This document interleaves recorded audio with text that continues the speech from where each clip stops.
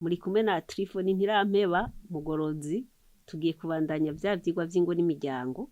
Uno munsi rero tugiye kuraba icigwa kitubwira ngo akaga ko kudaha agaciro ukwereka ibitagenda neza.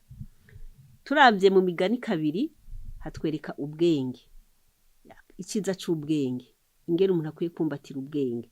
Nukuvuga mu ngo n'imiryango, haba mu bagore, mu bagabo, mu basore, mu nkumi bagiye kuzishinga, bidusaba yuko umuntu agira ubwenge, ukihweza ukaraba ugakora ikibereye. Iyo rero umuntu akwereka ibitameze neza, akakwereka amakosa, ariko we ntubiha agaciro, bigira ingaruka zikomeye. Nukuvuga uzokwicuza umunsi umwe uwo muntu wamutakaje. Uwo muntu aratinda reka akaguheba.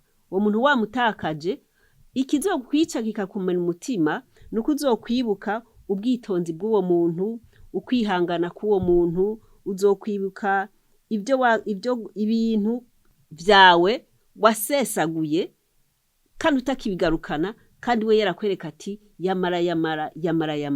Igihe rero warabisesaguye utakibigarukana, uzokwicuza.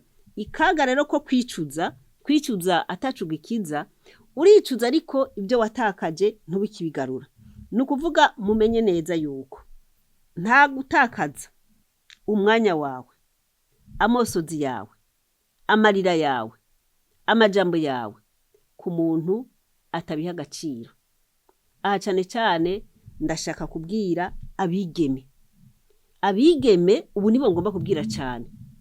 Abigeme, nimba umuhungu mukundana ukabona ko atagaciro aguha, mukure mu mutima wawe, mwihorere. Kuko ubu unye dufise ikibazo, abigeme hari igihe usanga umwigeme, nimba umuhungu amwandikiye message imwe, wamwandikira message 10, kandi umwigeme ugasanga ari we yamariko ararondera uwo muhungu.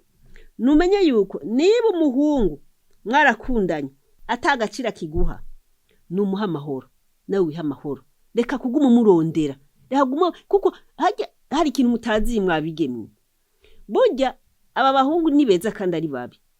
Iyo umaze kubona ari wa muri kurarondera umuhungu, ari wa muri kuramurondera, cyangwa umuhungu ari wa muri kurarondera umukobwa, ukamwandikira message imwe, naho nyene akakwishura ngo urakoze, ntagira amajambo, menya yuko mu mutima wiwe nta kibanzo kihafise. Iyo rero mu gihe atakibanzo kihafise, nta message wongera kumurungikira. Uko yanyitse atakubwiye, nawe nyika utamubwiye. Yaguhebye atakubwiye, nawe muhebe utamubwiye. Utirura tumunwa, utirura takaza amajambo. Menye neza, umukobwa iyo aguma yiruka inyuma y'umuhungu, atakimushaka, atakaza ibintu bikurikira. Munyumve mwabigeme. Iyo uguma wiruka inyuma y'umuhungu atagigukeneye, utakaza ibintu bikurikira. D'abord, utakaza umwanya wawe. Umwanya wawe urawutakaza, utakaza inguvu zawe, inguvu z'umubiri n'iz'ubwenge, utakaza itiro ryawe. Urarudasinzira uri kuramwiyumvira, nawe ariko arigonera yibereye amahoro, kandi ariko yiyumvira ubundi yikundira atari wewe. Ica gatatu, utakaza umunezero wawe, kuko umunezero wawe bwa mbere wari uko uwo muhungu yagukunda. Ubu naho ufise agahinda kuko yaguhevye utazi n'impamvu yaguhevye, atanagusezeye. Ihigira gatanu, utakaza icubahiro cawe, kuko uwo muhungu arakuvuga, arakuganira, akakuvuga ati, ugasanga ariko aravuga ati kanya gakobwa kirirwa karandi kati kararusha, atariko navyo nigeze ndakabwira, ntikaramenye iyo ngeze. Hariho abahungu atari abakirisu, burya bose tubona mu ishengero bose si abakirisu. Hariho abatari abakirisu, hari n'umukirisu akubwiza uko arahubwira ati reka ibyo turimo tubihagarike, kumva iyi niyi, uwo wari umwana mwiza. Ariko iyo atagusezeye, wowe wari uzi ngo murakundana, nawe yaguhevye kera, nawe muhebe utavuze. Ikibi cyane ukora nukugwana no kurondera ikibanza mu mutima w'umuntu atagushaka. Nukabandanya urondera ikibanza mu mutima w'umuntu atagushaka. Ntagushakanye, niko atagushaka, ushaka iki? Niko kaga dufise ku bana bacu babigeme. Uwo muntu utakaza umwe ko umuntu atakubona, atakwiyumvamwo, icakora aragusuzugura.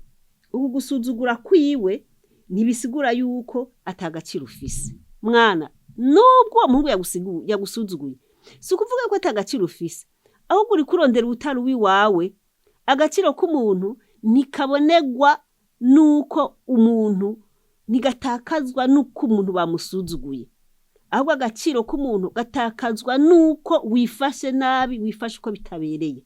Ahubwo mu kwiha agaciro kawe wewe bandanya wiyubaka mu bwenge bwawe, unasenga urindira ico wamenya nuko uwawe Imana yaramuteguye ariho. Uwo nawe rero ariko arakwereka yuko nta kibanza ufise iwe. Reka kurara udasinziriye, genda usinzire uje, ahubwo wiyumviriye ko ari uwawe atari uwawe. Rero umuntu ataguha agaciro nta kamaro ko kwibura mutakaza kumwanya, ahubwo urahagarika urukundo nk'ugo ntirukagusige atakuvuga, atakurira, ataki. Urukundo nk'ugo genda ucereze, ntihagire uririra, ntihagire ubwira. Wewe ugenda ubwire Yesu, ugira Imana yawe, uvuge ngo ko yampevye nanje ndamuhevye, yampevye mu gacerere nanje ndamuhevye mu gacerere, kuko si umuhevye ahubwo niwe yaguhevye, ahubwo uri kurondera urutari uwiwawe. Reka dusome, muze musome iki gice c'imigani kabiri cose, bizokwereka yuko ubwenge nibwo butunga umwana w'umwigeme, umusore, umugabo. Umuntu rero ta kibanza ufise mu mutima wiwe, genda bukebuke, ariko ntuze umukorera ikibi. Niyakenera service, niyakenera ico umufasha, uze umufashe ari ciza. Niyakenera gutabarwa, uze umutabare, ariko umutabare utiyumvira ko ari uwiwawe. Murakoze cyane.